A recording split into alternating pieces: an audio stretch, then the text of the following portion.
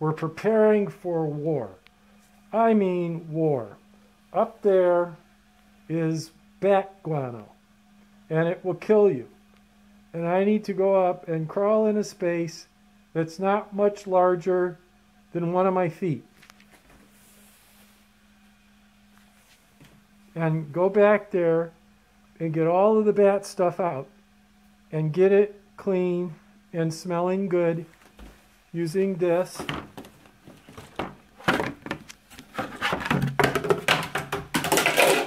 And that, but I'll get to that in a minute. And wearing these and keeping the cats out of the system. This is the critical piece of information and the critical tool that you need to be able to remove the bat stuff. Now we will begin our ascent into the critical places and remove the bat stuff. First I have to put on my gloves.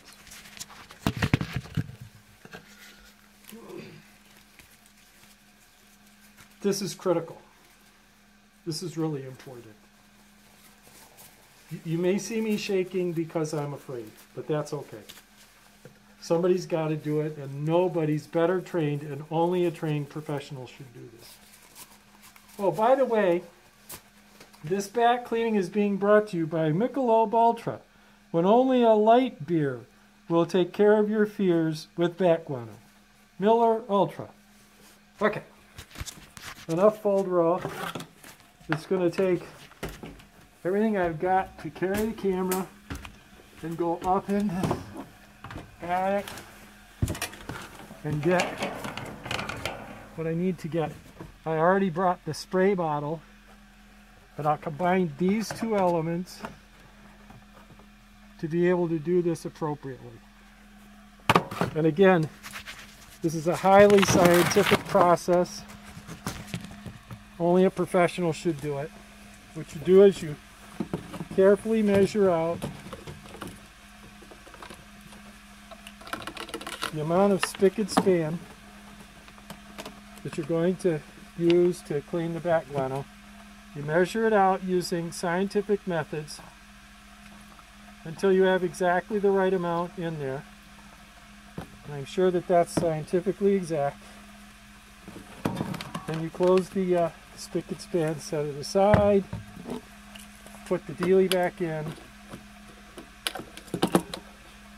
like that. Turn it 4.5 times till it's tight to a torque of 1.78 scientifically. And then shake it up really good, but not too good or it'll blow up. All right, like that. Now comes the fun part. Here's where we got to go. My flashlight's already back there. So I've got to carry the scientific equipment and the spray stuff and get back into this little space that you probably can't see, and I know I can't get into. So for the next little bit while I'm trying to get in here, I'm not going to say much. I'm just going to kind of do it.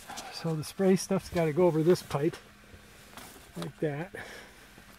It stays there. See how this works?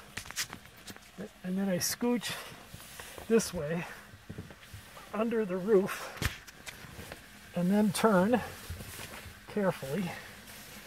Watch out so I don't electrocute myself. There are 4 million spiders in the attic. And in a minute I'll have some form of a light I could show you. Damn, it's hot up here. All right, I'm setting the camera down for a second, so you won't be able to see anything, but you can hear me scream as I fall through the ceiling to the floor below. It's a critical piece of the process. All right. I'm now in the bowels of the ceiling, or of the attic rather. And I can now pick up the camera again. Did I have this right? Oh, it's upside down, sorry. All right, maybe you can see what's going on here. Grabbing my tools and carefully placing them where they belong to do the work and moving ahead a little bit at a time. Now the problem is, somewhere in here there are studs, and as long as I hit the studs, I won't fall through. But that's not a given. There's my spray stuff, and we're getting deeper in now. There's the all-essential tool. There's the spray stuff again. There's a stud, moving right along. I think you can see light at the end of the, whatever this is. Spray stuff, important tool. Crawling under the joist. When we get here, we'll have another discussion about the process. Okay. We are now in position to do the work. I need to get repositioned to be able to do this scientifically, because the greatest of care has to be done to not fall through the roof and not be overexposed to bat guano. At this point, I need to be quiet. You can barely see me because it's so dark and scary up here. Let me show you what our concern is. Hang on now.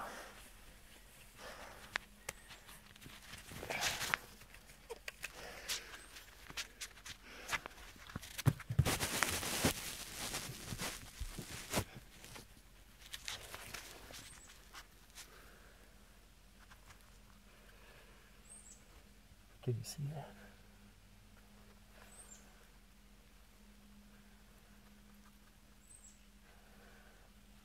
Now, by law, I can't affect them at all. So I've got to be really careful to be kind to the bats. They're starting to squeak.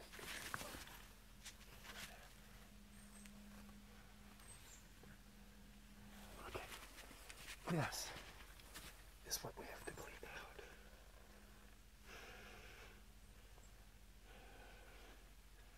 So,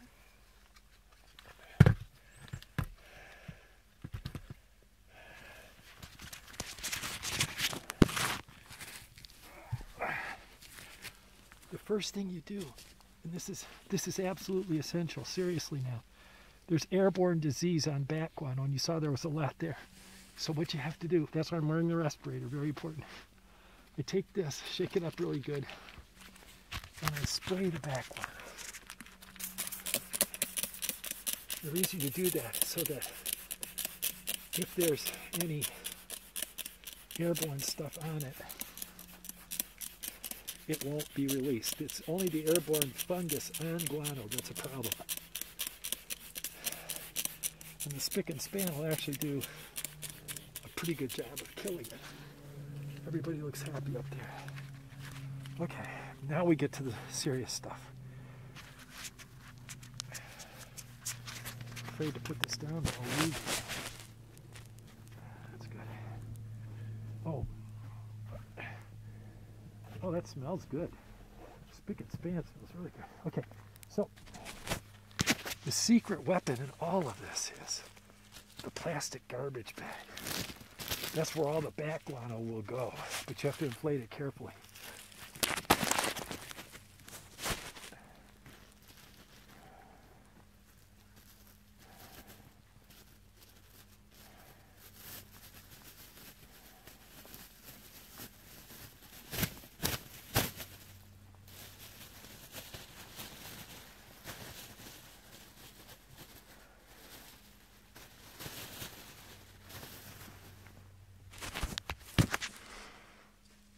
I just had a thought.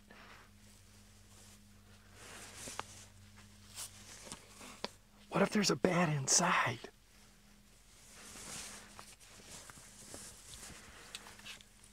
Did you hear that?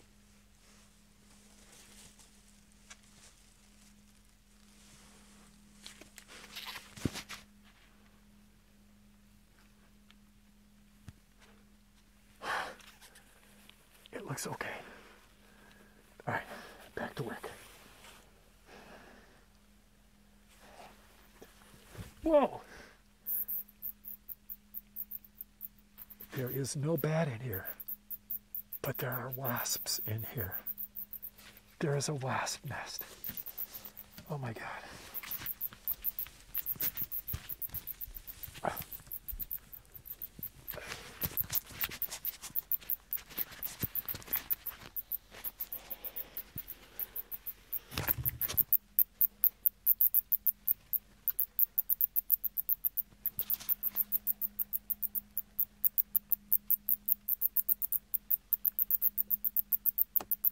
Can you hear the little feller squeaking?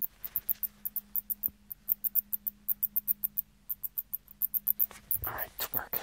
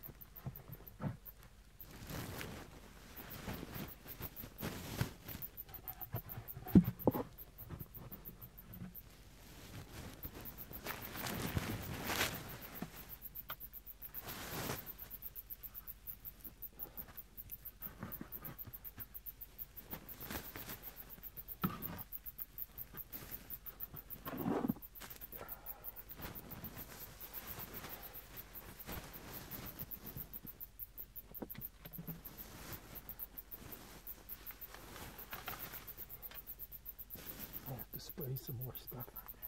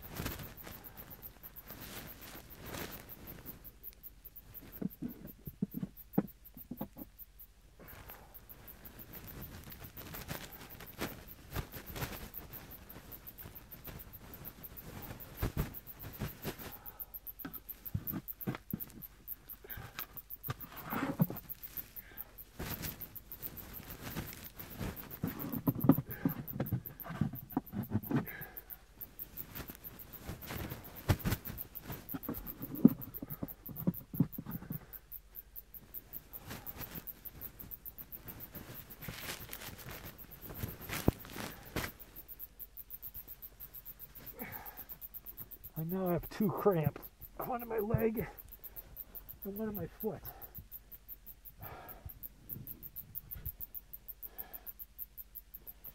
I also have roughly a bag's worth of back guano, and there's still some left, not a lot. I'll get that last little bit and then I think I'm okay.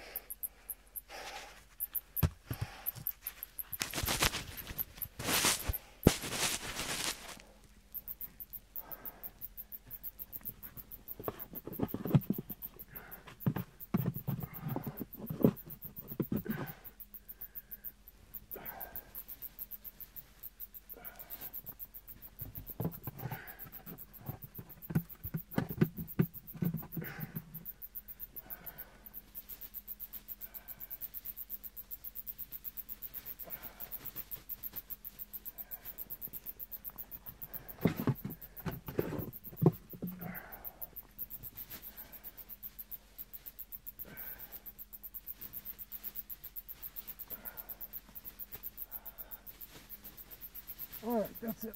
That's it for the bag. Now I get to do a reverse Santa Claus and take it all downstairs. But first I'm going to spray everything like crazy, including that black widow spider. Not the bats though. The bats are our friends.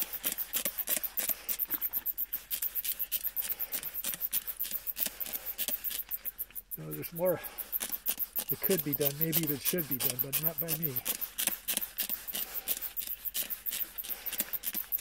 And then the last part of the secret weapon is another one of my secret pockets if I can get to it. I think it's right there. Hang on. And I'm sure this is the most important part of the whole deal.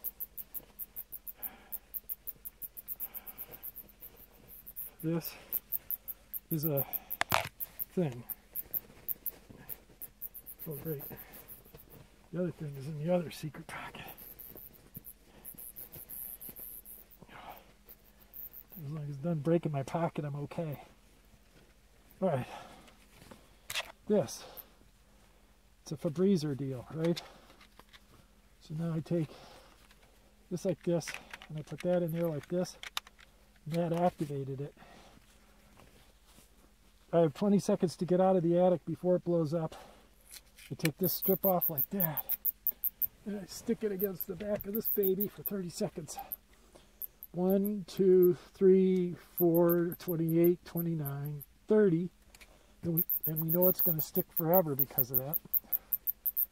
I pulled it off completely. Therefore, the alternative is to set it on top of one of these babies. Oh, I'll put it right here. This is smart. Look at this. I'll just set it right there. And who's going to know? And that's how you appropriately clean bat guano out of an attic. It's completely anesthetic now. Anesthetic. You could eat off it. I don't think I'm going to catch gingivitis or anything from the bat guano, but it's probably super safe now. It's all 100% clean. Then everybody will be happy. Thank you for sharing this adventure with me. I'm sure you don't have any interest in following me back through the channels here to figure out how the hell to get out of here now that I'm done with this. Goodbye and good luck.